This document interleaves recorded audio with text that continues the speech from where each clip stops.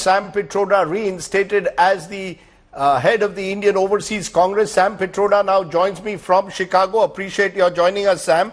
It's been quite a roller coaster for you. It was 8th of May when you resigned from that post, allegedly because of the controversies that some of your remarks generated. That was the heat of elections. Now, elections over, you're back. How is one to understand this? It comes within 24 hours. Rahul Gandhi becoming the leader of the opposition. Is there a connection? Is Sam Pitroda now back and legitimized in a way? Well, first of all, Sam Pitroda was not sacked, as your headline says. Right. Sam Pitroda was not making any remarks about racist. It is your interpretation. Sam Pitroda decided he wanted to take himself out, so he agreed to resign. Two, the racist remark were not racist. It is the racist people who thought it was racist. So let's clear it out. And this is where I have problem with Indian media. Okay? That you just assume that Sam Pitroda was sacked. Okay, who told you that? Did you ever ask Sam Pitroda how did it happen? No. But that's okay. Let's not get into it. That is past. Let's talk about future.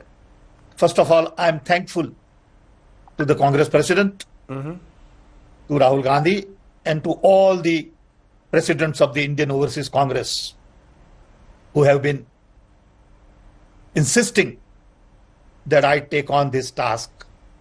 First of all, I don't need a job. I'm 82 years old. I don't need to be anything. So let's make it very clear. But I believe there is an opportunity here to take the Indian message global.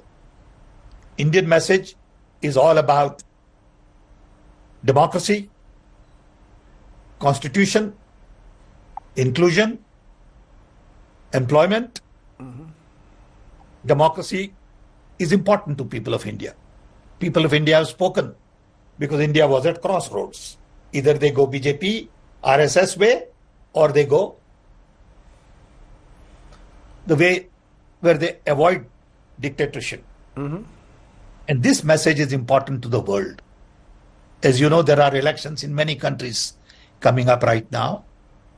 There are elections shortly in UK, France, America. Everywhere you have this challenge to protect democracy, to have a little more liberal mindset. I'm going to come to your democracy message in a moment, Sam, but I just want to clarify, so that we put this issue at rest. You resigned on the 8th of May voluntarily. You claim that the media misinterpreted your messages, including the message where you said we could hold together a country as diverse as India, where people on East look like Chinese, people on West look like Arabs, people on North look like maybe white, and people in South look like Africans. That was interpreted to be a racist comment because that was the heat of elections and people thought you had embarrassed your party. Is it that you felt that you had embarrassed your party then and now things have settled down? How is one to look at this? Do you feel let down at times? Forget the media, by your own party. No, first of all, I decided that it is better to take myself out of discussion because Prime Minister started twisting facts. Prime Minister started talking about Sam Pitroda. There is no need for Prime Minister to get involved in what Sam Pitroda said. But it was very clear that no matter what Sam Pitroda says, whether it's on inheritance tax, which was more as a what is going on in US, they will twist it. And media would help them twist it. You all are party to it. Yeah, the question is, no one is, I don't hold a brief for the media, but even the Congress and your communications in charge, Jairam Ramesh, had said the analogies drawn by Sam Pitroda in a podcast to illustrate India's diversity are unfortunate and unacceptable. Do you think your party sort of threw you under the bus during the elections? Okay. We could have, Sardesai, we could have differences in the party. Jairam may think differently. That doesn't mean Jairam is right. Okay, that's okay. That's perfectly acceptable. Look, at the end of the day, we all came from Africa. Let's not forget that. It all depends on how a scientist looks at it versus what an average guy looks at it. Fine. Maybe the comparison was not that great. I'm also allowed to make mistake. I'm a human being. Talk to me. Clarify with me what I said. Don't run like a wildfire. That's what media does. Which brings, but that's okay. That's what you are. Which brings me to the democracy question. Do you believe democracy has, Mr. Pitroda, become so polarized that there is no space for nuance, there is no space for debate, there is no space for dialogue? So someone like Sam Pitroda is almost an anachronism in today's democracy. Democracy was supposed to be about dialogue. Now it's about social media. They will take your comments and choose to run with it the way you want. In that sense, is that a lesson you've learned? No, I have not no lesson to learn. Okay, I understand. I'm 82-year-old. I know what lesson to learn, and I don't need, somebody from media to tell me what lesson to learn. Okay, I believe in truth and absolute truth. I was very clear when I made a comment. It was not a racist comment. The comment about inheritance tax is something I can't introduce. Inheritance tax, only government of India can do it. It would require debate, discussion, conversation. Who am I? But I can mention that this is a case in the US. That doesn't mean I'm promoting it. But when Prime Minister of a country decides to troll on you, the nation joins him. So isn't that, Sam, why there is a democracy deficit today? That today, because those conversations are not there, everyone is in their own echo chambers. No one wants to have a dialogue. You mentioned elections taking place across the world, including United States. Look at the Trump versus Biden battle, the way it's taking place. Modi versus Rahul Gandhi. Isn't that a challenge in a way to strike a conversation in a manner in which more people can engage with each other? Agree with you. And that's what you all should be doing. Okay, that's what you all should be doing, helping us have a fair dialogue, give us space to all of us. And it's okay for us to have our differences. It is okay to make mistakes once in a while. We are all human beings. But why can't we just work together in a respectful manner, in a dignified manner, and not have our discourse, which is unhealthy? But isn't that because the left, at least in this country, doesn't seem to accept Mr. Modi as Prime Minister? They think he is authoritarian and is someone who is bringing an undeclared emergency, words used today in Parliament as well. And the BJP believes that the Congress is a dynastical entitled party and therefore they are the party of the 75 emergency. Who are they to lecture us? Isn't that part of the problem, the nature of the conversation between these two major parties in India? Well, that is for them to decide. All I can tell you that Congress has done so much for India. Every piece of development that you see today is only because of Congress. Okay. Believe me. Whether it is IIT, IIM, space, atomic energy, telecom, IT, employment, you name it. You can't undermine that. No, you can't undermine that, but you can also give credit to some of the good things that Mr. Modi has. Is it possible to see politics in a continuum that Of course, Modi has done some good things. I have no problem with it. Of course, roads were built. Of course, Digital India was taken forward. Of course, all of the seeds that we planted were not undone. Of course, Aadhaar continued. So that's okay. That's fine. I appreciate that. Okay? I'm not saying that nothing got done. A nation of 1.5 billion people has to move on. And when they work, that doesn't mean all the credit goes to Prime Minister. Credit goes to people of India. 10 years of work of 1.5 billion. You can't say nothing got done.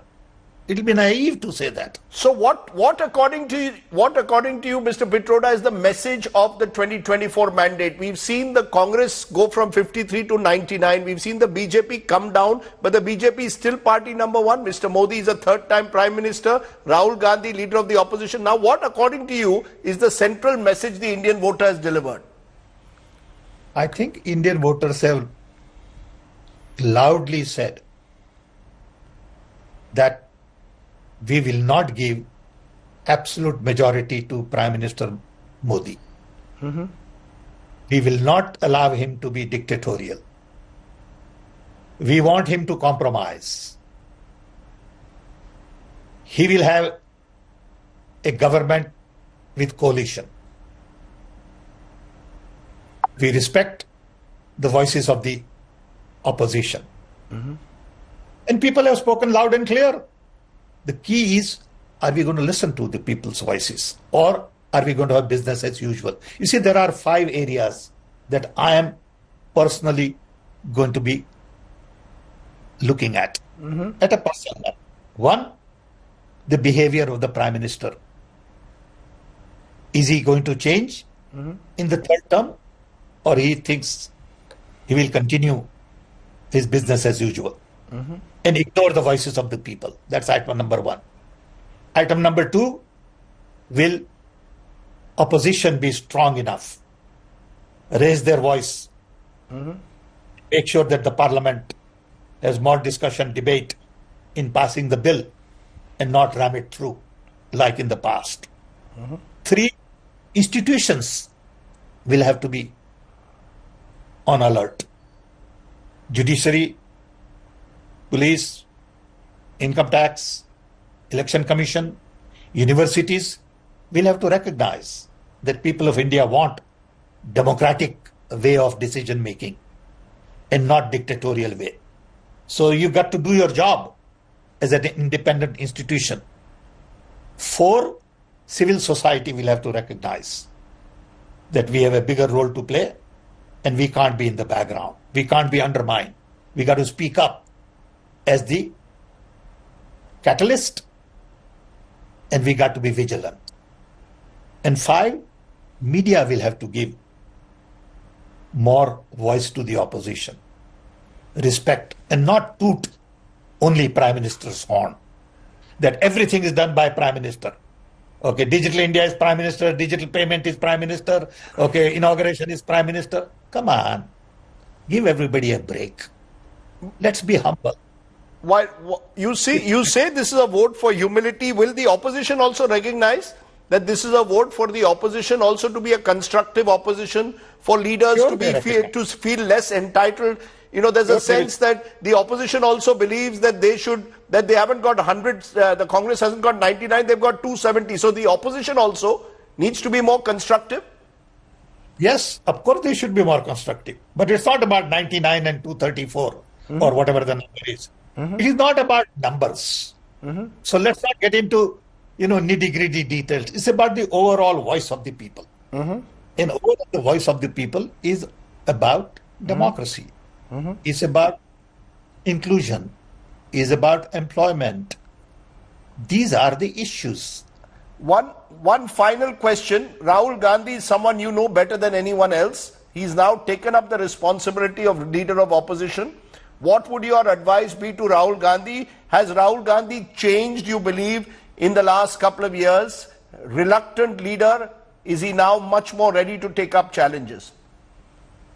Rahul Gandhi knows his job. I have great respect for him. I worked with him. I admire him in many ways as a young man. I think he will do a good job.